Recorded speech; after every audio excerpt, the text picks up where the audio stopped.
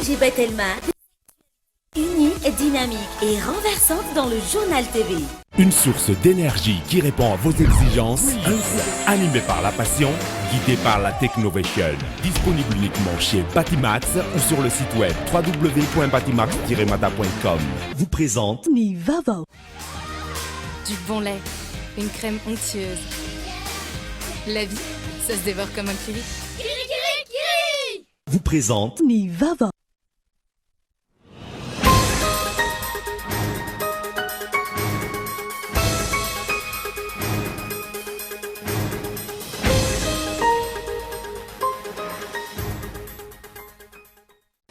Eo ampamahana ny olana ny fanjakana amin'izao fotoana izao mahakasika ny fitakin'ireo mpiasa-pandrarà eny anivon'ny université araka ny fanazavana azo tamin'ny ity androany ity ny fisian'ny kajy tsy mirindra no mahatonga ny fahatarana raha ny fanazavana azo. Natomboka androany ny fizarana boky-tany maherin'ny 700 ao anatin'ny fokontany avaratra Katso, boriboritany faharoa, faritra Analamanga. Ronjato nahazo izany tamin'ity androany ity. Nanamafy ny ministry ny fanajariana an-tany fa isany manafaingana ny asan'ny fanjakana ny fiara-miasa amin'ny vahoaka sy ny tsy fisian'ny olana amin'ny tany voankazo. Afaka mangataka ny tany amin'ny fanjakana avokoa ireo nanamainty molaly ny tany 12 taona no mihoatra mialohan'ny datin'ny androany. Nankatoavin'ny HCC io ariva io ny laharana mahakasika ny propriété foncière privée non titrée. Ny fandiniana ny volavolan-dalàna amin'ny fentetebola mpanjakana ho an'ny taona 2024 io no nisongadina nandritra ny fanokafana ny fivoriana ara-potoana faharoa ny solombavamboaka teny Tsimbazaza androany. Maresaka iraisam-pirenena matin'ny Covid-19 fa teo amin'ny efatra amby 20 taonany ny sekretera mpanjakana amerikana nandritra ny fitondrana George Bush, Colin Powell araka ny nambaran'ny fianakaviana omaly. Akoatra ny tany États-Unis ny tana andraikitra maro ny tenany isan'izany nanoanana ny fanafiana ny Iraka ny taona 3 Nanteteny Ravetrany.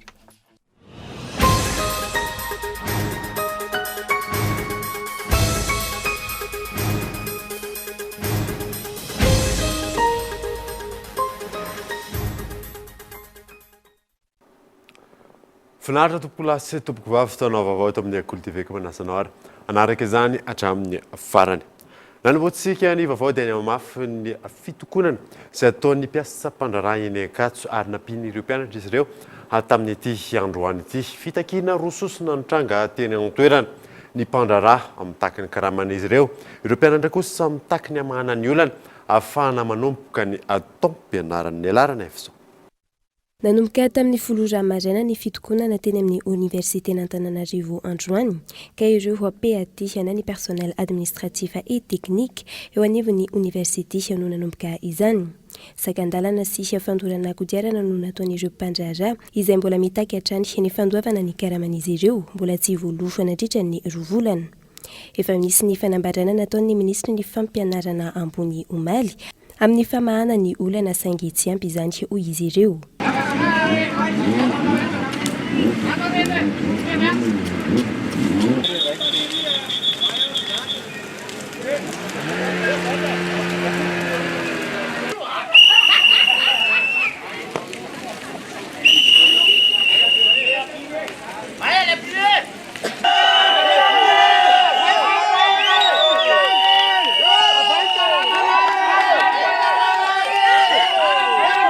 Ny fanambarana ministra moa dia miteny foana izy hatramin'izay hoe araka ny solitena izay nandeha tany amin'ny ministera dia nilaza ary efa mba mifampiresaka tamin'ny dafy ihany koa izay efa nanao niezaka izany zareo tao amin'ny ministera fa ny zavatra tiany atao dia ny hoe amin'ity semaine de 18 ity tokony hivoaka ny karamanay 2 volana kanefa ankehitriny mbola tsy misikitra ka izany ny mpandrarà hatramin'izao. Dia manaraka izany eto izany izay tia hanao antsoavo an'ny président Andry Rajoelina. Tokony mireagir ianao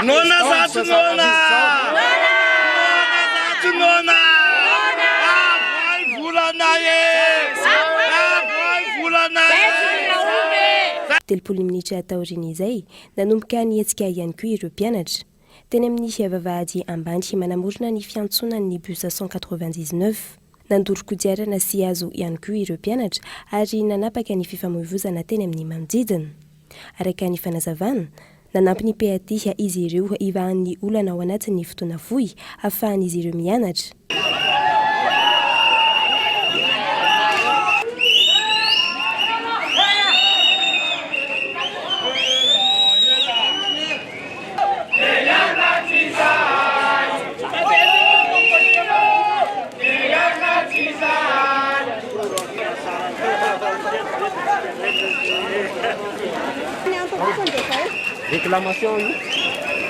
Fotoana fohy atao aoriany ny firehetan'ny afo nataon'ireo mpianatra tonga teny an-toerana ireo mpitandron'ny filaminana. Ny ezaka nandamina ny rara nanomboka ny tora-bato sy ny fanapohana boba mandatsa-dranomaso.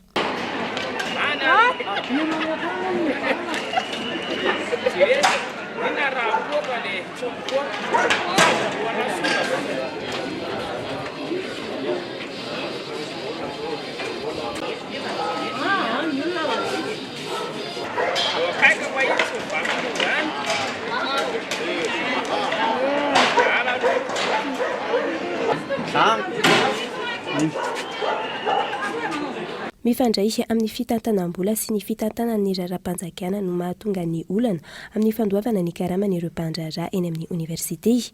Raha ny fanazavana, nahitana fiainana lehibe ny subvention nomen'ny fanjakana ny université amin'ny fandoavana ny karaman'ny mpandraharaha eny amin'ny université. Tsy tafiditra tao anatin'ny teti-bolam-panjakana izany tamin'ity taona 2022 ity raha ny fanazavana. Raha maka ohatra zany tamin'ny taona 2022 dia teo amin'ny 37 milliards d'ariary teo subvention avy amin'ny fanjakana tafiditra ao anatin'io zany ny karaman'ny PAT. Taona 2022 2022 azafady dia teo amin'ny 35 milliards d'ariary teo ihany koa zany no subvention ny fanjakana tafiditra tao anatin'ny karaman'ny PAT. Taona 2022 dia nahitana fidinana io satria raha ny compte administratif mijerena dia teo amin'ny 15 milliards teo zany tamin'ny taona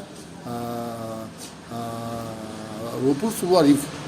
Ny amin'ity taona ity zany dia tsy nisy zany ny subvention avy any fanjakana ho an'ny karama zany karama ny PAT resako eto tamin'ny hoan'ny taona 2022 raha araky ny loi de finance tamin'ity taona ity fanatanterahana anazy. Pitavozavozana ve sa misy finiavana tsy te andoha mihitsy sa inona mihitsy le politika mpanjakana zany satria raha izao zava-misy zao dia tena efa hoe zava-misy zany dia mangataka izahay an'izay fandoavana fotsiny hoe aloavy le budget subvention eritaona amin'ny université Antananarivo milaza foana amin'ny fitondram-panjakana fa hoe misy magoy ety amin'ny université misy mpangalaboly ety. Inona raha no tsy anaovana an'ilay fisamboran'olona na anaovana an'ilay inona moa izy ity audit n'ilay zavatra dia sambory dia gadro zay manao an'izany asa zany fa tsy hoe ny zavatra efa taloha no mbola hoe anenjehana an'ilay mpitondra vaovao na zava-misy ety amin'ny université satria lasa sorona le mpandraraha ty arina. Misy mpandraraha zao tsy niaina tamin'izany kory tsy niaina tamin'izany hoe misy fangalaran'izany kanefa ankehitriny dia hoe lasa hoe sorona ao anatin'izany izy. Manaiky ny fanovana atao eny amin'ny université avokoa ireo mpandraraha, ireo mpampianatra ary ireo mpianatra amin'ny irosona amin'ny digitalisation, anatsarana ny fitantanana eny amin'ny université, ialana amin'ny gaboraraka isan-karazany. Mangataka kosa izy ireo ny amahana ao anatin'ny fotoana fohy ny olana izay hiamitranga eny amin'ireo université maro manerana ny nosy. Makasika izay hatrany dia efa eo ampamahana ny olana ny fanjakana amin'izao fotoana izao makasika ny fitakian'ireo mpiasa mpandraharaha eny anivon'ny université araka ny fanazavana azo androany. Ny fisian'ny kajy tsy mirindra ny mahatonga ny fahatarana raha nambara ministra tompon'andraikitra Henri Florian tena teonana. Manoloana ny fitokonana tanterahan'ireo mpiasa mpandraharaha eo anivon'ny université maro manderana ny nosy amin'izao fotoana izao. Nanamafy ny ministra tompon'andraikitra androany fa efa eo ampamahana ny olana ny fitondram-panjakana ankehitriny. Nanamafy hatrany ny ministra tompon'andraikitra fa efa voaloha avokoa ny karaman'ireo mpiasa mpandraharaha eo anivon'ny université rehetra manderana ny nosy ankoatrany eo anivon'ny université ny Antananarivo izay nisy olana ka nahatary izao fandoavana karama izao. Ho an'ny université n'Antananarivo manokana dia nisy kajy tsy mirindra par rapport amin'ilay fikajiana ny etat na salaire. Izany hoe misy barème efa petraky ny nampanao izany eny anivon'ny ministèran'ny toe-karena sy fety-bola dia misy ny état de salaire izay avy eo amin'ny dafiny université n'Antananarivo. Tsy mifanaraka zany ny fomba fikajiana an'izy ireo dia teo no nipetraka ny disadisa satria tsy afaka nanao validation an'izany teo anivon'ny ministèran'ny toe-karena sy ny fitantanam-bola dia voatery tsy maintsy nasiana fivoriana itelo miataona nandaminana an'izay. Ankehitriny ravina ny disadisa izay vao afaka nandefa ilay état de salaire sy afaka nanome fankatoavana an'izany teo anivon'ny contrôle financier satria efa manaraka ny lamina sy ny izay vao aja moa zany na voarakitry ny lalàna tokony hanaovana izany. Ankoatra io, efa eo am-pikarakarana ny mahakasika ny indemnité de technicité ihany koa ny tompon'andraikitra ankehitrina ny fanazavana trany. Efa nahazo ny fankatoavana ny filan-kevitry ministra ny didim-panjakana amin'ny tokony hamerenana ireo vola ireo ary efa eo amaram-paranana izany ny ministera voakasika.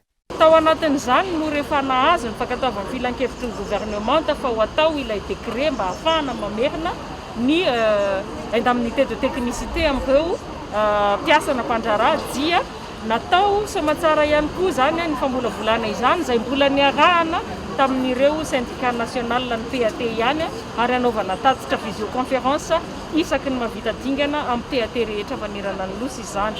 Ankehitriny tonga amin'ny fandravonana sy ny fandrafetana azy ary efa andalam-panaovana sonia mitetin'ny ministra rehetra izay voakasika zany io didim-panjakana mahakasika ny indemnité de technicité io. Andrasana araka izany ny famahana olana mivantana mahakasika ny fitakiana ireto mpandraraha ny université ireto ataony fitoram-panjakana.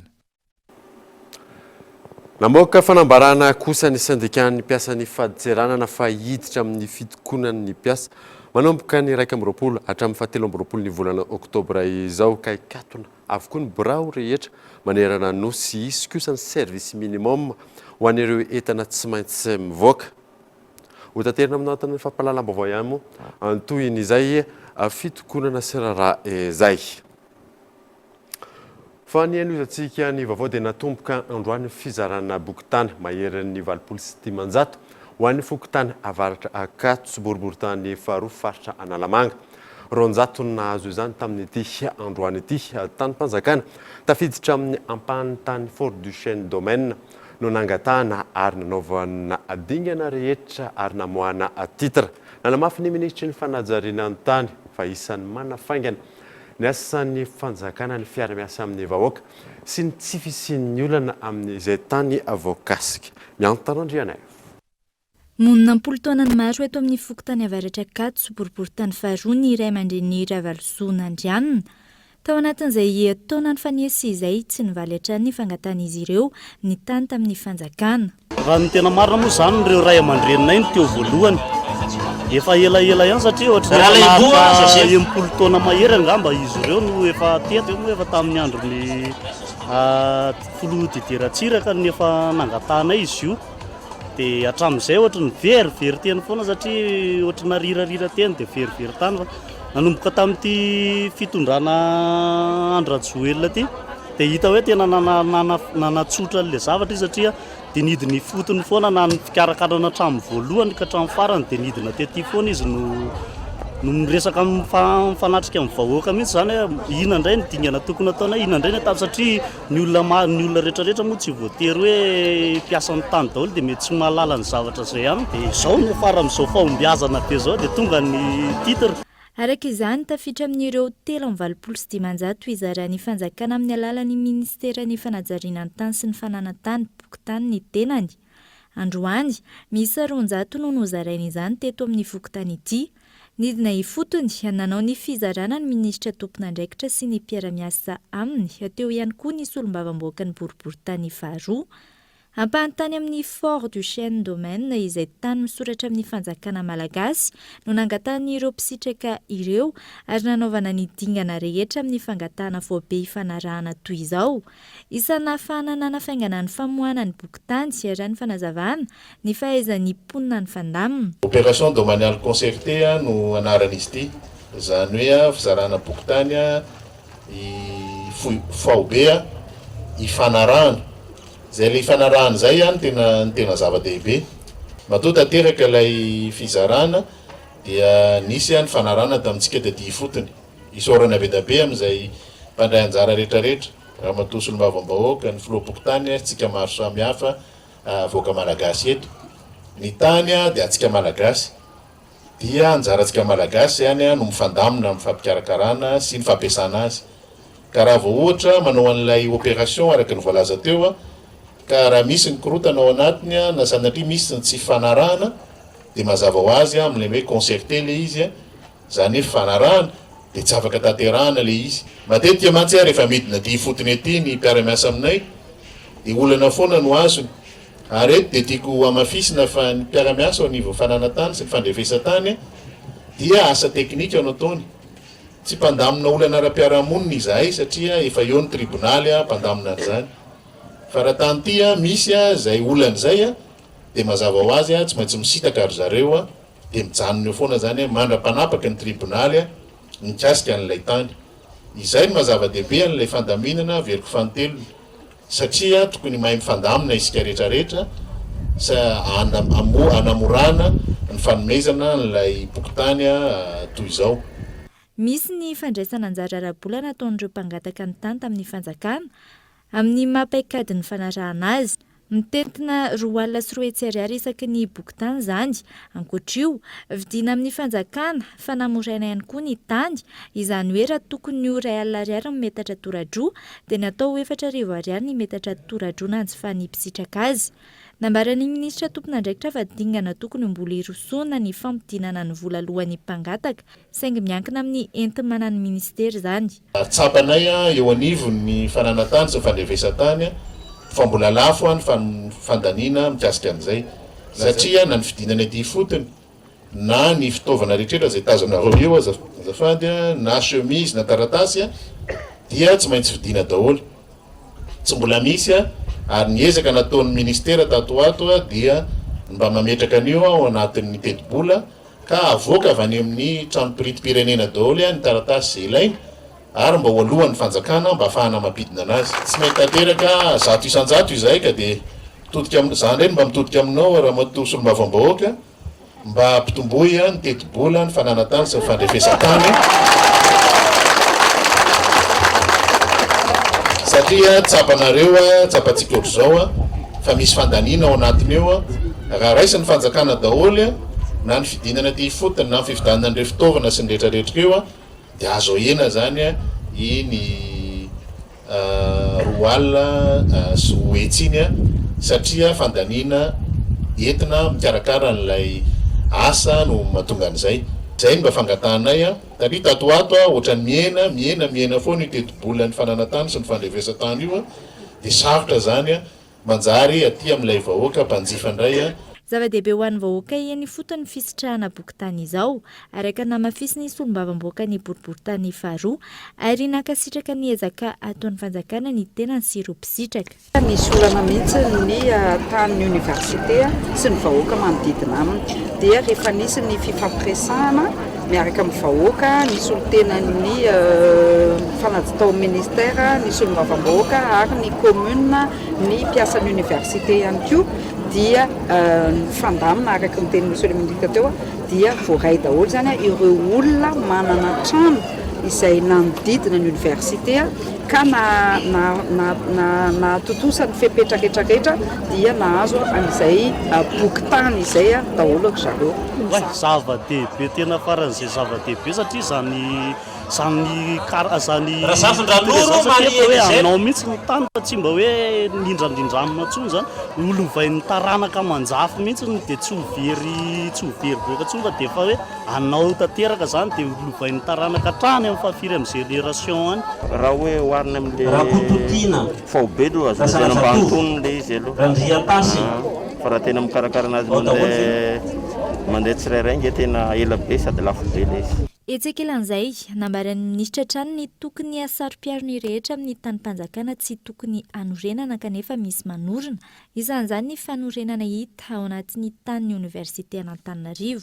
Betsaka ny olana ao anatin'ny tany ny université io anjarantsika ny miaro anazy anjarantsika no mitandrina anazy satria misy ny atao hoe zone pédagogique ao anatin'izy io efa voafaritra mazava ho azy amin'izany zone pédagogique zany dia araka ny midikany a dia toerana fampianarana zay tsy azo idirana ao anatiny eo a anjara ny tompona andraikitra ao amin'ny université fa anjarantsika rehetrarehetra ihany koa mba mifametanana satria zanakitsika mianatra ao fananantsika no ao anatiny eo a ka raha opitehantsika io a dia hoaizandray zanakitsika sy mifananantsika zany ny andeha rehefa avy eo tsy miteny akory hoe oravana ny trano sy ny rehetrarehetra fa fandraisana andraikitra sy fahatsiarovatena ny tsirairay avy ilay izy mba ho modely tsika mba ho modely amin'ny zavatra atao rehetrarehetra. Nanentana ny vehivavy ihany koa ny ministra Androany mba hazoto hanoratra ny tandy amin'ny anaran'izy ireo fa tsy voatery amin'ny anaran'ny lehilahy ihany.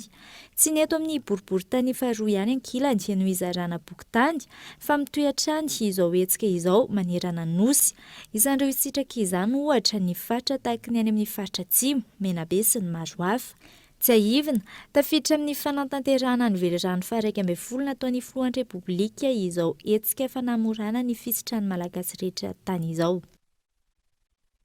Resaka tany izay hatrany dia afaka mangataka ny tany amin'ny fanjakana avokoa ireo nanamainty molaly izany 12 taona no mihoatra mialohan'ny datin'ity androany ity nankatoavin'ny HCCU ariva io laharana mahakasika ny propriété foncière privée non titré. Miantarandriana evatra. Taorian'ny fandanian'ireo solombavambahoaka ny lalàna momba ny propriété foncière privée non titré. Androany nankatoavin'ny fitsarana avy momba ny lalampandrenana ihany koa ity lalàna ity, ankoatra ny andin-dalàna iray mikasika ny fahafahan'ny bentanàna manafoana ny karatany izay nambaran'ny HCC ho tsy mifanaraka amin'ny lalampandrenana. Teboka maromaro no voarakitra anatin'ity lalàna ity, isan'izany ny fahafahan'ireo izay nanamainty molaly ny tany misitraka karatany, izany hoe azon'ireo tantsasy olon-tsotra nanamainty molaly ny tany 12 taona no mihoatra mialohan'ny datin'ny androany no mangataka karatany amin'ny fanjakana. Namafisina araka ity lalàna ity ny sata mikasika ny tanin'olon-tsotra tsy vita titra sy tsy vita kadasitra amba hisitra ny tompon'ny tany ny zony feno. Ankoatra io, raha tsy aivina fanatsarana maromaro ihany koa no hita anatin'ny lalàna momba ny propriété foncière privée non titré ity. Isan'izany ny hoe njana ho tany-panjakana ny moron-dranomasina, karatany dia natao ho an'ny malagasy iray sy ireny ary tsy ho an'ny personne morale. Fampitoviana ny fomba fanokafana ny birao ifotony fananantany eny amin'ny commune. Ny tany-panjakana mbola tsy misy titra ka tsy misy fanamaintisa-molaly dia tsy tokony hamoana karatany. Fiarovana ny tompon'ny tany manana karatany manoloana ny expropriation, fahafahana manao karatany vaobe sy ny maro hafa. Isan'ny vaovao misongadana ihany koa dia ny fandiniana ny volavolan-dalàna amin'ny fenitetim-bolona mpanjakana ho an'ny taona 2024. Io no nisongadana nandritra ny fanokafana ny fivoriana ara-potoana faharoa ny solombavambahoaka teny Tsimbazaza tamin'ity androany ity. Henri Flore. Ny andininy fa 400 ny fitsipika anaty dia ambarako avy fa misokatra amin'ny fomba ofisialy ny fotoam-pivoriana ara-potoana faharoa ny antenimieram-pirenena amin'ny taona 2024. Araka izany, nisokatra androany ny fotoam-pivoriana ara-potoana faharoa eo anivon'ny antenimieram-pirenena araka ny voalazany andiny fa 17 ao amin'ny lalam-panorenana. Ny fandanina ny volavolan-dalàna mifehy ny tetim-bolam-panjakana ho an'ny taona 2024 no laharam-pahamehana mandritra ity fotoam-pivoriana faharoa ny solombavambahoaka eny Tsimbazaza ity. Isan'ny antsoavy nataon'ny filohan'ny antenimieram-pirenena nandritra ny fanokafana ny fotoam-pivoriana araka izany ny fandrosoana ara-potoana ny volavolan-dalàna ahafahana manaovana tsy hifanaraka amin'ny politika ankapobeny ny fitoram-panjakana. Satria vomaika izany fanakianana izany dia mampirisika ny fitondrana miroso lavitra amin'ny alalany vitesse hainga fa aleo ajanona kosa ny fanakianana botana famatany azy fotsiny. Fa nilaza moa ny filoham-pirenena fa amin'ny alalan'ny asa fanasoavana sy fampandrosoana no amaliny fitondram-panjakana ireny fananjena. Ankoatra ireo, nisongadina nandritra ny lahateny izay nataon'ny filohan'ny andrim-panjakana mpanao lalana ity ihany koa ny mahakasika ny hanamafisana ny lafin'ny fandriam-pahalemana izay nirongatra tatoato izay. Teo ihany koa ny antsoavy nataony tamin'ny ministry ny fitaterana manoloana ireny lozam-piarakodia izay namozana ain'olona maro ireny.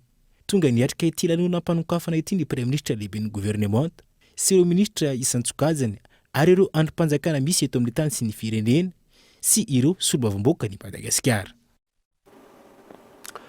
Zay mahakasika ny anteny miram-pirenena fa nisokatra tamin'ny fomba ofisialy ny ariva teo ny fivoriana ara-potoana faharoa eo anivon'ny anteny miran-dolona. Fotoana izay nampahafantarana ny loholona vaovao izay nitendren'ny filoham-pirenena Andriamatoa Biso Eric avy any amin'ny faritra Analanjorofo. Io nasaina. Nampahafantarana tamin'ny fomba ofisialy androany nandritra ny lanonam-panokafana ny fivoriana ara-potoana faharoa teo anivon'ny anteny miran-dolona ny loholona vaovao Biso Eric Lambert izay nitendren'ny filoham-pirenena isoloan'ny Imbikerlaza izay voatendro ministra ny fitsarana. Toy izao ny mombamomba n'Andriamatoa loholona vaovao 140 taona lehilahy manambady amanjanaka miteraka efatra PDG ny Dunia Group mpangarahana nandritra ny 20 taona mihoatra manana traikefa manokana mahakasika ny toe-karena sy ny sosialy. Andrasana amin'ity fivoriana ara-potoana ity ihany koa ny fandaniana ny lalàna amin'ny feny teti-bola-panjakana ary tokony olo ara-pameana amin'izany ny fanabeazam-pirenena ho ny filohan'ny anteny miran-dolona.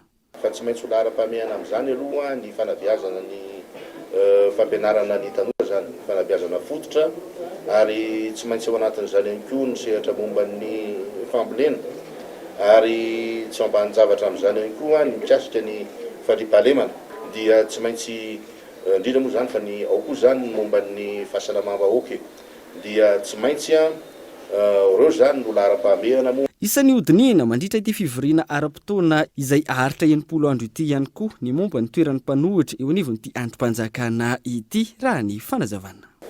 Tsy maintsy hodinina moa izy iny satria efa feno tsara zao ny isan'ny ny azo lazaina hoe ny olona ary tsy maintsy hodiniantsika zany amin'ity fivoriana faharoa ity iny sehatra omenan'ny mpanohitra iny zany. Andrasana araka izany ny fametrahana izay toerana ho an'ny mpanohitra eo anivon'ny anteny miran-dolona izay amin'izao fivoriana ara-potoana izao izay nisokatra tamin'ny fomba ofisialy androany notrony ireo lehibena androm-panjakana sy mpikambana eo anivon'ny governemanta.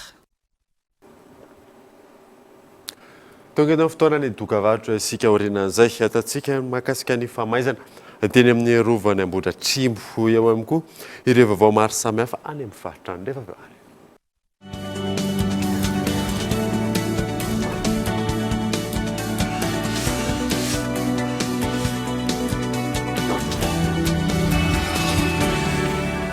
Pour ton charme et ta distinction, pour la sécurité et la durabilité que tu offres, je te choisis Tilcor. Retrouvez la tuile en acier traité revêtue de pierres naturelles de Tilcor. Résistant au climat tropical, au vent violent pour une garantie anti-corrosion de 25 ans. Tilcor, un véritable atout esthétique pour votre habitat. Différents coloris disponibles en magasin. Batimax, la qualité au meilleur prix. Isy fiovana goavana ao amin'ny ABC. Amin'ny 9 oktobra ho avy izao, ahitana lalao Stambola ary karazana tolotra tsy ampoizina. Ho avy tsy ho ela.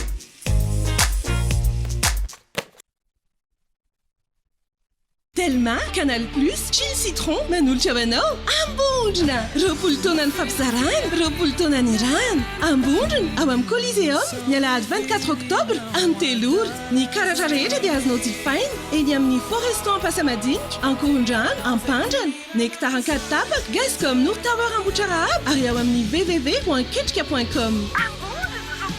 Partenaire média, Cool TV FM. Partenaire, Cool Concept Events, Ivanco, Miritsk, Ludacy Records, Newprint. Ambondrona, ao amin'ny Coliseum, ny alahady 24 octobre, amin'ny Teloura. Telma, safidiko numéro 1 malagasy.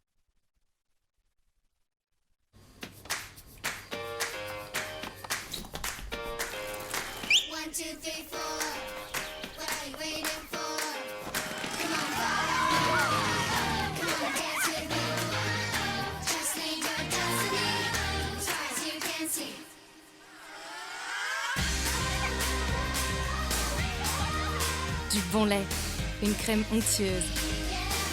La vie, ça se dévore comme un kiwi.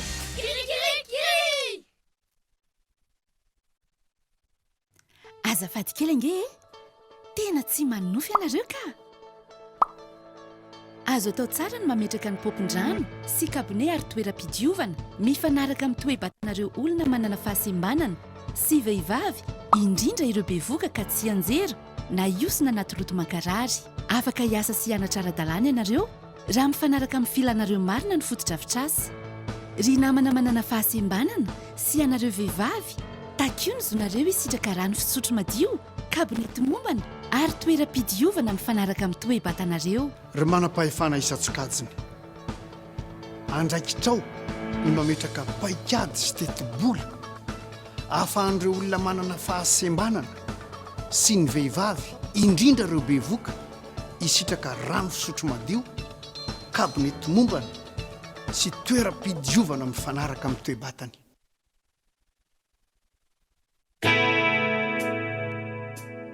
izay mandoro ala mandoro tanindrazana izay mandringana ala mamotika taninjanaka izao ianao isika rehetra ndao hiady amin'ny doro ala ndao hiaro ny zavaboary ny tanjona iombonana dia iray Madagasikara maitso indray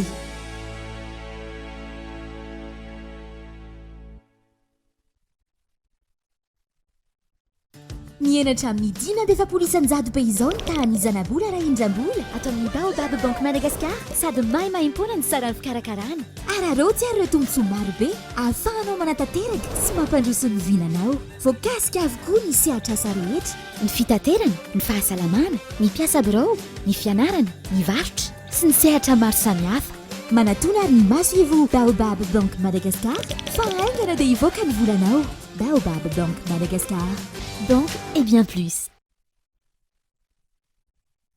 ny zavatra rehetra ain'Andriamanitra tao ny zavatra rehetra ain'Andriamanitra tao tout est possible avec Dieu na renina izy nandritra ny 5 taona zany hoe sofiny akavia tsy nandeha nandritra ny 5 taona ary amintsika miteny zao nandre le sofiny nanomboka tamin'ny taona 2013 zany izy dia tratrany AVC tsy afaka nandeha ny tongotra fitombavaka lehibe arahanao amin'ny fiangonana evangelika Shainy etsy amin'ny Colléseum Atsonjombe Analala Mahitsy ny asabotsy 7 volana oktobra ho avy zao manomboka amin'ny 7 sasany maraina mandritra ny tontolon'andro hitondra ny tenin'Andriamanitra sy hivavaka anao amin'izany dia ny lehilahin'Andriamanitra Bishop Patrick Andrianarivo iteny fotoana andraisanao sy ahitanao herin'Andriamanitra mahery vaika anovany fiainanao anasitrana ny aretinao anao fahagagana izay tsy takatry ny sainao ny zavatra rehetra ain'Andriamanitra tao iaryderatsika amin'izany Pepe Shainy Jose Band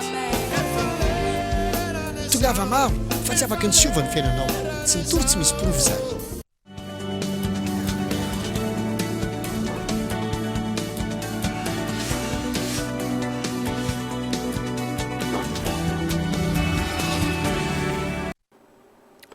Mitra ny tapafaharoany vaovao isika ho atsaraina ny fiara-miasa eo amin'ny Madagasikara sy Allemagne ary atao izay ampifandraisana ireo tetika samaro amin'ny tetim-pivoarana izay ampiasain'ny fanjakana io no songadina nandritra ny fitsidiana ara-pomba fifanajana izay nataon'ny chargé d'affaires Allemagne teny Mazoarivo akoatra izay moa dia tonga nanao veloman'ny Premier ministre lehibe ny gouvernement nisy olo tena maharitry ny OMS Madagasikara ny asa teto amintsika nandritry ny taona Gaëtan Andriatsilava voatselany nandray ny asany ny chargé d'affaires ny Allemagne Gunther Leo ka nitsidika ara-pomba fanajana teny amin'ny lapam-panjakana Mazoarivo omaly nampahafantariny nandritra izany fa izy délégation avy amin'ny fitondram-panjakana Allemagne ho avy eto Madagasikara ny faran'ny volana novambra ho avy izao ifanakalo hevitra amin'izay fomba anatsarana sy anamafisana ny fifandraisana eo amin'ny firenena roa tonta notiniana ihany koa ny mety hoendriky ny fitsidihana ny fomba amatsiana sy ny hoavy ny fiaraha-miasa ary ireo laharam-pahamehana tsy maintsy ho raisina an-tanana. On s'occupe beaucoup, on travaille beaucoup ensemble avec vous sur l'environnement. Miasa miaraka aminareo mahakasika ny tontolo iainana sy ny fiarovana ny toetrandro izahay. Eo ihany koa ny ara-sakafo sy ny fambolena, ny fanasarana sakafo ho an'ny mponina ambanivohitra. Ary farany misehatra amina tetikasa maro izahay eo amin'ny fitsinjaram-pahefan'ny firenena, ny fanamafisana ny traikefan'ireo kaomina, indrindra ireo kaomina ambanivohitra sy ny sisa. Notamment des communes rurales, etc. Nodinina ihany koa ny fomba fampifandraisana ireo tetikasa ireo amin'ny tetim-pivoarana ampiasain'ny fitondram-panjakana malagasy. Ankilan'izay, tonga nanao fitsidihana fanaovam-bailoma ny Prime Ministre nisy olo tena maharitry ny OMS Madagasikara. Nambarany fa mifarana ny iraka nampanaovina azy ary nahafahany nijery akaiky ny zava-misy teto amintsika izay 9 taona ny arahan'ny asa tamin'ny fitondram-panjakana izay. Je remercie beaucoup Monsieur le Premier ministre de m'avoir fait l'honneur de me recevoir. Isaorako betsaka ny Prime Ministre afaka nandray asa satria fantatsika fa efa tapitra ny fotoam-piasako eto Madagasikara nandritry ny 9 taona katroka. Isaorako ny gouvernemanta malagasy nanome fahafahana hiasa sy hanohana amin'ireo vesatra miatra amin'ny firenena. Antenaiko fa hanohiny tsara kokoa hatrany OMS amaly ny filàny vahoaka malagasy. Aux besoins des populations malgaches. Araka izany, vonina hatrany ny ara-iasa amin'ny mpitondra fanjakana malagasy ny OMS ahafana manatsara ny fiainan'ny mponina, indrindra eo amin'ny sehatry ny fahasalamana. Afamavaoafa kosa indray dia nahitana firetana teny amin'ny rova Ambohidratrimo ny ainga avy any avaratra Atsinanana ny hafa ary tsy fantatra mazava ny Andohany. Voafeny hafa noho ny fiara-miantana ny fokon'olona sy ireo olona atsara sitrapo. Namina navelo arso. Tsy fantatra mazava no ny Andohany hafa teto avaratra Atsinanany rovana Ambohidratrimo izay saika nihitatra eny amin'ny rova. Naharitra adiny roa ny famonona ny afo nataon'ireo fokon'olona vao voafehy tanteraka izany. Izy vao hitanay dia niakatra izay namonjy nitondra namoaka rano ilay tato am-pianarana dia nandena afo izay. Nisy sofle mitsoka ny sofle dia niakatra daholo izay avy any ambany any. Izay aloha niantso anazy, izany mihitsy niantso anazy voaloha dia ozy izay efa ho afo izy dia mba engavinao anaraka lalam-baovao dia eno dia ireo tonga ireo. Tsisy fiaraha-mientana amin'ny fokon'olona aloha dia litatra be mihitsy ilay afo satria efa taoriana be vao tonga ilay mpamonjy gony. Fokon'olona no nahafaty an'io afo io. Atao bilan'ny société teny Alakamisy no sakanana nandeha teto namono an'ilay afo. Atao bilan'isy rano taona rano. Tsy voasambana akory ny firehetany fako eto amin'ity toerana ity fa tamin'ity indray mitoraka ity nisy ny fitarana izany ary saika nandoro tanteraka ny rovana Ambohidratrimo. Misy fako mipetraka eny izay efezahana ny manala azy. Izay toerana tsy tokony hanarin'ny vahoaka fako, efa misy toerana natokana ho amin'izareo hanarina fako. Dia eo indray ny mpanao akasiparana izay mandalo eny dia mandrehatra an'ilay fako. Dia lasa mahatonga fahasahiranana amin'ny firehetana. Ohatra ny androany zany zao raha nirehatra ny fako teo vao avy nandalo ny voarianay tsisy afo fa atsasakadiny taoriana nanjary misy afo mirehatra ary vetivety moa ny afo ity satria misy rivotra amin'izao fotoan'izao maina ny andro. Dia natao ihany ny asa ho an'ny commune mamono afo. Fa rehefa tsy vitan'ny commune rery ny famonoana afo dia manome tolo-tanana ny vahoaka. Izay tena nanampy anay tokoa ny vahoaka. Izay nitondra ny voatsirambin'ny tanana rehetra ny rano avy any atokantranony tsirairay avy. Efa nisy ny fametrana fitoriana nataon'ny commune Ambohidratrimo eny anivy ny mpitandro ny filaminana ho an'ireo izay mbola mini mandoro afako eto amin'ity toerana ity. Izay mampitaraina ireo mponina manodidina ary mety ampirehitra ity rovana Ambohidratrimo ity. Ny fahenina amin'ny 20 volana Aogositra taona 2024 tsy ahivina no nirehetany rovana Ambohidratrimo niroso tamin'ny fanarenana taorina izay ary izao saika nirehitra noho tsy fitandremana izao indray. Isan'ny vaovao misongadina amin'ity androany ity ihany koa dia tsy mifanaraka amin'ny prix de référence izay navoakan'ny ministera ny varotra avokoa ny vidin'ny PPN eny an-tsena amin'izao fotoana izao. Maro ireo entana miakabidy isan'izany ny vary izay vokatra eto an-toerana miantarandriana io.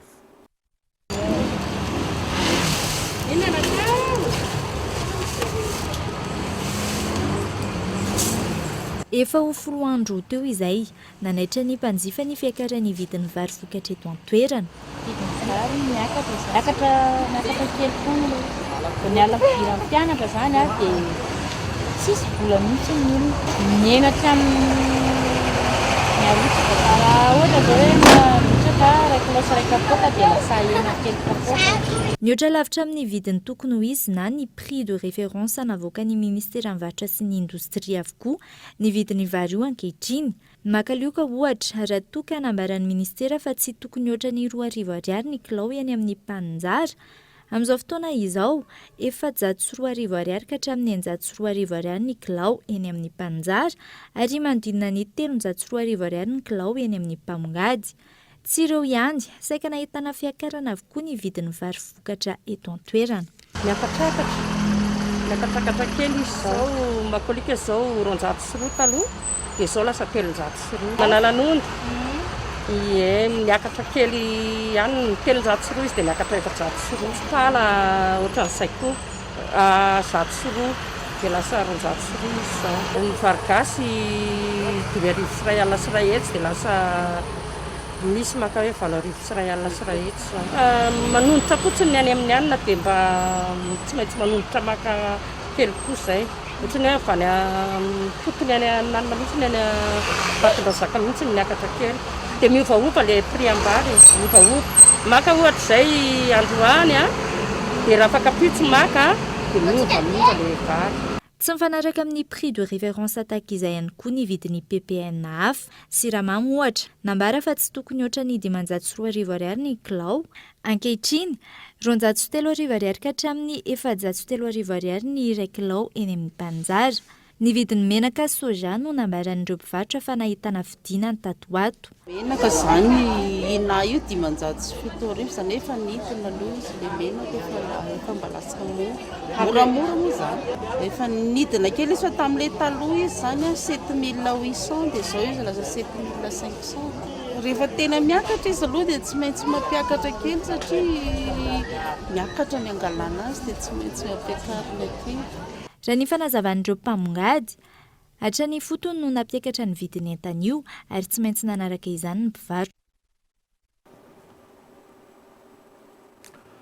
Olona iray kosa no nahiditra amponja vojomaika vokatry ny fanodikodinana avy mandidina ny 7 taonina izay anamboarana ny lalam-pirenena fa 7 ao anatin'ny tetikasany filoham-pirenena. Mpandraraha amin'ny Quincaillerie no tompon'antoka amin'ity raharaha ity. Raha ny fanazavan'ny tompon'ny orinasa nahazo ny tsena fanamboarana ny lalana. Henri Florio.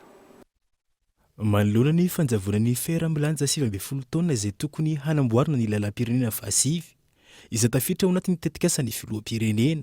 Fantatra ankehitriny fa tompon'antoka tamin'ny fahaverezan'ity entana ity ireo mpandraraha nahazo antoka ny fitaterana ny entana ho an'ny toliara sy ny tompon'andraikitra ny Quincaillerie iray lehibe eto Antananarivo renivohitra.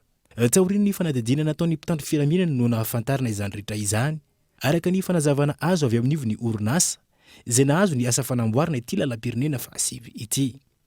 Voampirofo nandritra ny fitsirena izay natao fa atao amin'ity Quincaillerie iray ao Ampasika ity no nahatratrarina ireo fer mivalanja 7 taonina ireo. Tsy fantanay hoe tena izy tokoa ve na ny vidiny marina ve vito ao aminazy fa ny voa marina fotsiny dia voasoratra ao anatin'ny kaheny ilay vy na dia nanday izy tany amin'ny fanadiadiana azy fa tsy voaray tao aminy fa ny fisavana ny tranony no nahitana mbola nahitana ny vy sy nahitana ny isa ny vy voasoratra tao anatin'ny kaheny izay fandraisana ny isa ny entana miditra ao aminy.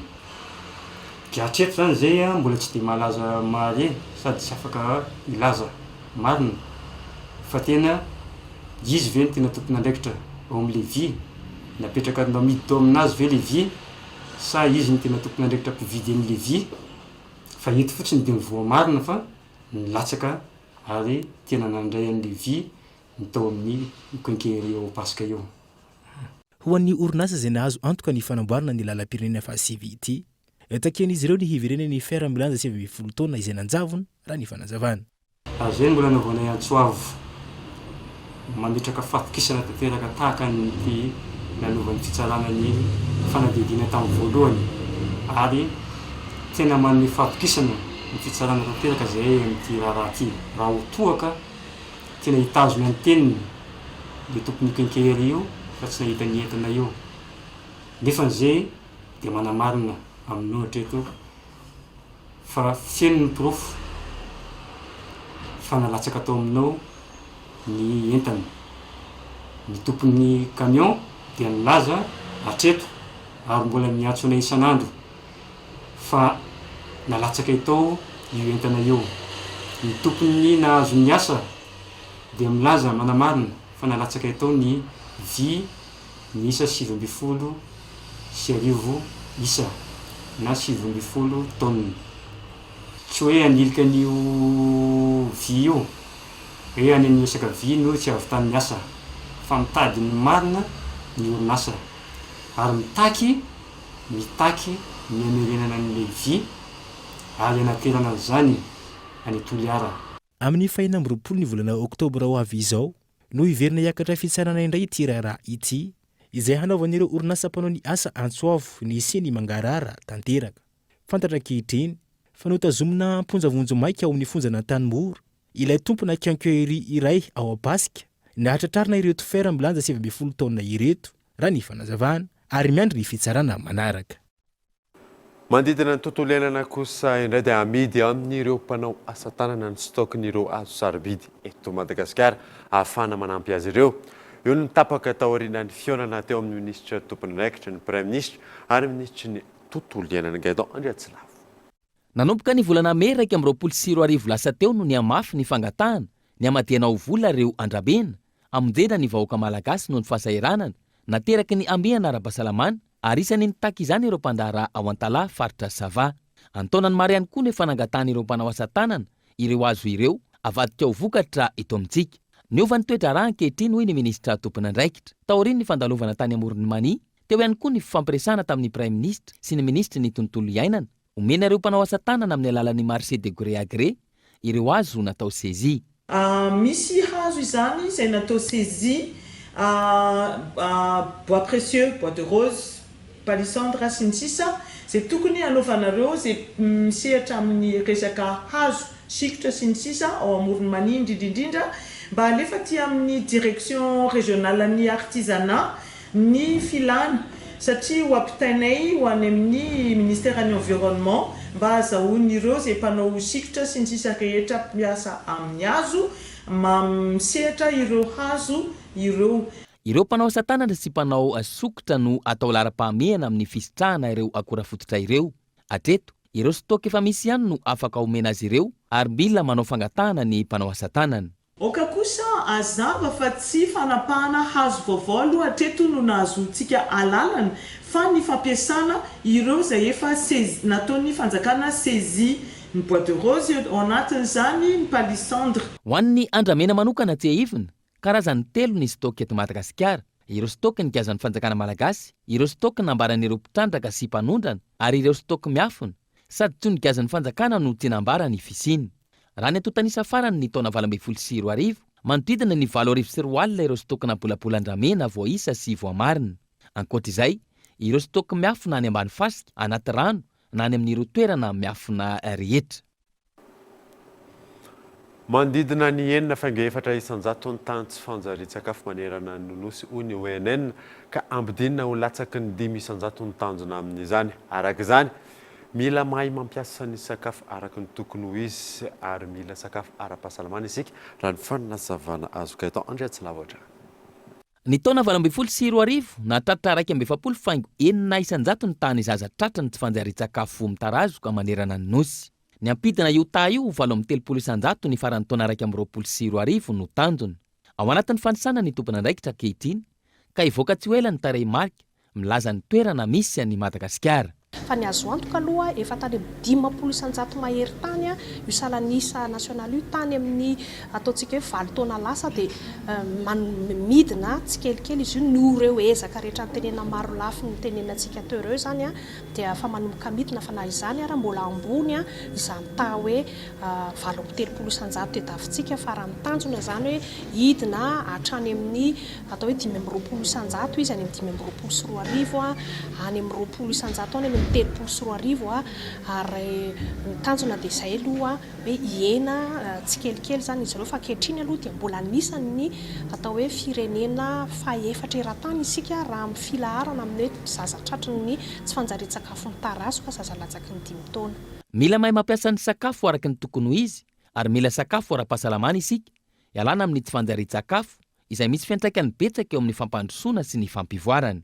mila mahay mampiasa ilay sakafo, mila mahafantatra aloha inona zany sakafo ara-pahasalamana zany a, ary amin'ny fotoana inona no tokony tena masaropady zany isorohana an'io, dia hoe fotoana an'ilay mbola mitsaika, zany hoe ilay vehivavy be voka sy mampinono mila ampy sakafo tsara, mila voahomana ary mila salama tsara, zany hoe tafiditra ao daholo zany na resaka ara-pahasalamana na resaka ara-pidiovana, fidiovana, tafiditra resaka fanabeazana, kolotsaina, satria araka ny lazaintsika teo hoe na misy ary ilay sakafo dia mety tsy ho hain'ilay olona ny fomba isitrana ilay sakafo ho ara-pahasalamana, ho feno ny kalitao sy ny habean'ilay sakafo madio tsara, dia mbola mila zany hiezaka lehibe, satria ireo zany aloha no hita hoe aty amin'ny faritra valo, aty amin'ny voatany zao no hita fa tena ambony ny tany tsy fanjarian-tsakafo mitarazoka io a.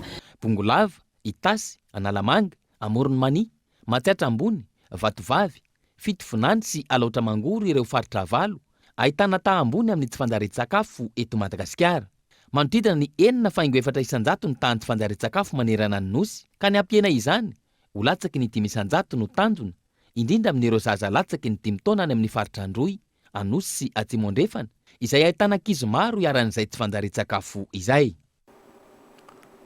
Trangam-piarahamonina any amin'ny faritra kosa indray dia taorian'ny darika sy ny vonona ataon'ny mpitandro ny filaminana any Monzira. Lehilahy izay naneho hevitra tamin'ny fisiana tranga fanolalana niseho tao Ambanibohininy herinandro lasa teo. Manameloko tanteraka ny tranga ny vahoaka any an-toerana ary mitaki ny andraisana fepetra entitra. Henri Florian. Taorian'ny fiatsika feno abibiana izay nataon'ny mpitandro filaminana tamina lehilahy iray izay naneho hevitra teo anivony tabazotra serasera Facebook mahakasika ny tranga fanolalana niseho tany Ambanibohininy herinandro lasa teo. Manameloko izany ireo fokon'olona any an-toerana amin'izao fotoana izao. Dia nisy nahita tany amin'ny radita zany le dokera niantso amin'ny Mozira, dia Mozira amin'izay zany niantso nandeha tany izy nandeha tany izy niantso an'ilay fianakaviana tany, dia nisy fianakavianandreo raika nalaindreo tao, dia tany zany Mozira nahazo an'ilay olona, nahazo an'ilay dokera nanolana an'ilay tsaika zany, dia lasa hoe tonga dia efa nanaraka ny polisy fa nisy naheno zany, dia naheno ilay polisy dia nanaraka tany, dia avy eo amin'izay zany tratrandreo ilay dokera nanolana an'ilay tsaika, dia tonga dia efa tonga ilay polisy dia ndesin'ny polisy le dokera tsy napody ambaditra fa tonga dia ndesindreo any Mazinga, dia vitany iny dia tokotokony teo tamin'ny telo indray samborondreo Mozira, dia izay moa eto dia nahita anazy nandalo amin'ny arabe ny mponendindreo saina, dia ndesindreo tany amin'ny bro, dia efa tonga tany amin'ny bro dia dindreo tao, dia niokoaka be tao zany Mozira hoe maty za marary za, dia kay zany izy vangovangonreo dia niala avy eo indray dia nitaritindreo indray fatorandreo saina foana izy taritindreo indray nandehany amin'ny parka azy. Manao antsova amin'ny tompona ndraiky samihafa araka izany ireo niarambony sy ny vahoaka ao Ambanibohiny mba hijerevana akaiky ny fanararaotam-pahefana ataon'ny mpitandro filaminana manoloana ity toe-java-misy ity. Za moa tamin'ny fotoana namorany zanako tany-trano tao an-trano nisy ny telefona hoe aingana anao fa zanaka anao ne darodaron'ny polisy reto midy varavaran'ny polisy dia dinao an-trano ao darodarondreo dia taitra moa zany hitany za tonga eo akaiky ny polisy olona fa mivoro marobe fa inona izy ty ao Mozira maty lasa moa zany za vao tonga eo akaiky ny polisy dia eo commissaire miala tsiny aminao za fa tsisy resaka ranzoma tsy resaka ranzomany ataoko aty nanao intervention fa raha misy défaut ataony tokony ataonareo procédure normale ataovany ankety dia ndeso Mazinga azy fa tsy zanako idinareo trano ao vononareo eny zavatra nataoko aminazy za ohatsy tsy mararany zany zao dia lefa azay nitadiaviko alefaso fa Mazinga anareo manao procédure tsy tsaiko vononareo manao ni. Tsy haivana fa nitranganasa fanolanana zazavavikely 20 taona izay nataon'ny vatan-dehilahy miisa 4 tao Ambanibohiny. Ireo fokondolona tsara sitrapon'ny no nahita ity tranga ity ka nisambotra ireo olon-dratsy mialohany ny antsoana ireo mpitandro ny filaminana. Nody nandro raha teo ity ankizivavy 20 taona ity izay niara-ny fanolanana. Omby 7 no voaroban'ireo dahalo tao amin'ny fokontany Antanantanana commune Antanedibe anaty volo district Anjozorobe ny 17 oktobra lasa teo. Rony lavo nandritra ny fifandonana tamin'ireo dahalo tandrony filaminana ary ny fokon'olona ambinina Velarson. Nandritra ny fifandonana teo amin'ireo dahalo sy ny fokon'olona ao amin'ny commune Antanedibe anaty volo district ny Anjozorobe ary ireo gendarmerie pirenena tamin'ny fanarahan-dianomby misy 7 roa no maty vokatra izany. Ny fanehitra tamin'ireo olon-dratsy tao amin'ny kizo antsoina hoe marobiby eo anelanelan'ny commune Ambanivohitry Antanedibe anaty volo sy commune Ambanivohitry Ambatomaniona. Nisy moa ny fifandonana dia tafaverina amin'ny tompony daholo ireo omby ireo. Nisy dahalo anankiray lavo nandritra ny fifandonana ary mampalahelo fa nisy ihany koa olotsotra fokon'olona tao anatin'ny mpanaradia anankiray nodimandry noho ny bala nampiasain'ireo dahalo. Ho amafisina ary anisy ny fanatevenandaharana nataon'ireo mpitandro filaminana avy eto anivon'ny zandarmeriam-pirenena ho any amin'ny distrikany Anjozorobe. Zorobe no mamay amin'ny resaka alatromby dia tsy maintsy misy fanamboarana asa atao dia andefasana gendarme anao renfort any amin'ny distrikany Anjozorobe. Izy ireo dia tsy ny miasa ato amin'ny compagnie merina centrale rery fa manampy azy ireo ihany koa le zandary ao amin'ny centre spécial d'aguerrissement opérationnel an'Antananarivo. Zany hoe ireo zandary vao nivoaka ny sekoly dia vondronina ao anatin'ny CSO na centre spécial d'aguerrissement opérationnel, mbola manohy ny fiofanana izay nataony sy ny fampiarana an'ilay fiofanana dia ireo no entina andeha anao renfort na anampy an'ireo namany efa miasa any Anjozorobe. Miisa 30 mahery izy ireo zany no andeha androany. Zay eo ambany fiahiny commande ny vondrotoparitra na compagnie merina centrale daholo zany izy rehetra ahafahana mifehy ny alatromby ao anaty distrikany Anjozorobe. Androany no nanainga ho any amin'ny distrikany Anjozorobe ireo mpitandro filaminana avy eto anivon'ny zandarmeriam-pirenena miisa 30 mahery izy ireo. Hanampy ireo naman'izy ireo miasa any antoerana ahafahana mifehy ny alatromby amin'ity distrika ity. Tontolon'ny fahasalamana kosa indray dia tsy mbola navita ny deuxième dose ny 7 isanjaton'ny mponina izay nanao ny vaksiny AstraZeneca raha ny eto Analamanga no jerena. Mbola manodidina ny 9 alina ihany koa ireo nanao ny vaksiny Janssen. Namafisina araka izany ny etsika fanaovana vaksiny. Yves Richard. Enim-bolana mahery aty aoriana nanomboana ny fanaovam-baksiny hety miady ny Covid-19 ny folome. Manodidina ny 20 isanjaton'ny mponina nanao ny première dose ny vaksiny AstraZeneca no navita ny dingana faharoa ho an'ny faritra Analamanga. Marisarisa ihany koa ny mponina mahakasika ny vaksiny Janssen hoy ny talepatra ny fahasalamam-bahoaka ka antony anaovany antsony rihitra. Vaksiny dia tsy miaro antsika tsy ho voan'ny Covid fa miaro antsika kosa tsy ho andeha any amin'ilay tranga fahasarotana na ny forme grave. Amin'izao fotoan'izao Analamanga andresako telo amin'ny 20 isanjaton'ireo nanao première dose no efa nisitraka deuxième dose. Noho izany mbola misy ireo 20 isanjato mandehandeha any. Ary amin'izao fotoan'izao ihany koa dia eo amin'ny 9 alina mahery io efa nisitraka an'izay Janssen zay raha eto Analamanga manokana. Tafiditra anatin'ny fanamby amin'ny fampitomboana ny tahany fanaovam-baksiny mitoy ny fanapariana ny vaksiny AstraZeneca sy ny Janssen. Isan'ny todian'ny paikady vaovao ny ministera ny fahasalamam-bahoaka ny toerana be olona ka isan'izany ny etsy amin'ny tobi-piantsonana Andotapenaka. Misokatra na izany ho ampiasa na ny mpandeha ny vaksiny ho ny lehibe ny tobi-piantsonana.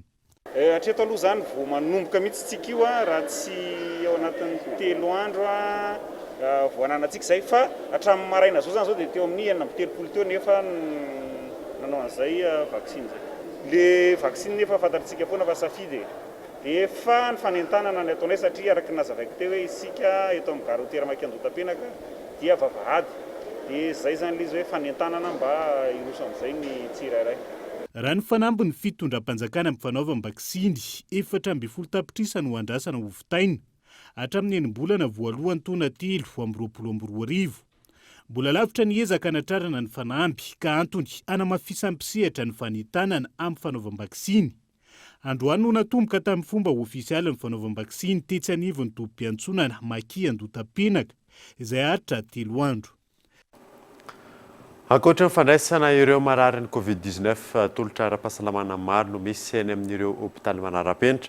Ireo no fantatra nandritra ny varavarana misokatra izay tanterahana eo anivon'ny CHU Andotapenaka. Ny CHU Andotapenaka izay mankalaza ny fahafito taonany amin'ity taona ity fanadina. Hita fa efa manomboka arifomba ireo hôpitaly lehibe eto Andrenivohitra ka antony mampisy ny fandoavam-bola amin'izy ireny. Ny fandoavam-bola izay isan'ireo misakana ny olona maro tsy hiditra eny amin'ireo hôpitalim-panjakana. Manoloana ireo fitarainana hita tamin'ny tambazotra sosialy mahakasika ny tsy fahampian'ireo hôpitaly mandray famelomana aina. Nandray fanapahan-kevitra ny teo anivon'ny Ministeran'ny Fahasalamana amin'ny fampahafantarana ireo hôpitaly samihafa sy ny sampandra-rasa aniny. Fahafantarana voakana Antananarivo zany fa tsy dia felan-tanana irery na HRA irery misy hôpitaly lehibe afaka mandray famelomanainy, misy ireo hôpitaly maro manodidina Antananarivo izay afaka mandray an'izany. Ezaka ataony avy amin'ny ministère ny fahasalamam-bahoaka ny fitaizana aloha mivaoaka malagasy hoe na misy trangana rehetra na misy volana mahazo aiza no tokony mandeha. Zay zany tanjona voalohany efa ampianarana. Tanjona faharoa koa dia ny fampalalana vahoaka hoe aiza aby ireo tongotra ireo no azo andehanana. Androany 7 oktobra 2024 nanatanteraka varavarana misokatra porte ouverte ny hôpitaly CHU Andotapenaka entina hampahafantarana ireo tolotra maro vaovao sy ireo efa nisy hatrizay. Eo ihany koa ny fampatsiahivana fa tsy ny Covid-19 irery ihany no iandraikitan'izy ireo. Raha sy hivina, ankalazaina amin'ity taona ity ny fahafito taona nijoroan'ny hôpitaly CHU Andotapenaka izay hôpitaly manara-penitra ny joro voalohany. Toy ny raharaha Kevin Young tovolahy sy 17 taona izay namony eny noho ny lozam-piarakodia teny Ivato ny 17 ny volana septambra lasa teo, namoaka didy ny fitsarana tamin'ity androany ity ka nahiditra amponja vojomaika ilay matoa tomponantoka tamin'ny loza. Anisan'ny ampiangana azy ihany koa ny fandaingana nandritra ny fanadina izay nataony mpitandro ny filaminana. Maresaka iraisam-pirenena kosa indray dia matin'ny Covid-19 teo amina fa-7 taona ny sekretera-panjakana Amerikana nandritra ny fitondrana George Bush, Colin Powell araka nambaran'ny fianakaviana omaly. Ny tanan-draikitra maro ny tenany isan'izany nanoanany ny fanafianany Iraka ny taona 3 fanadina. Une séquence qui changera le cours de l'histoire. Ce 5 février 2003, ankoatran'ny tany États-Unis, ny tanan-draikitra maro teo amin'ny sehatra politika sy ara-diplomatika teo amin'ny sehatra iraisam-pirenena Colin Powell. Isan'izany nanoanany teo anolohan'ny filan-kevitra ny filaminany firenena mikambana ny tokony hanafiana ny Iraka ny taona 3 Nahatra ora maro ny fandraisam-pitenenany tamin'izany ary voalaza ho nisy lainga nentina nandresendahatra amin'ny tokony hanafiana ny Iraka. Nambarany tamin'izany ohatra ny fisian'ny arme de destruction massive sy ny arme bactériologique atao Iraka. Matin'ny Covid-19 teo amin'ny fa-7 taona ny sekretera-panjakana nandritra ny fitondran'ny filoha Amerikanina teo aloha ity, izay Général Kitana 4 araka ny nambaran'ny fianakaviany omaly. Il soutenait publiquement Joe Biden lors de la convention démocrate. Zay mamahana vaovao tamin'ity androany ity ankasanao nanaraka izany soa fa tsara daholo tompoko.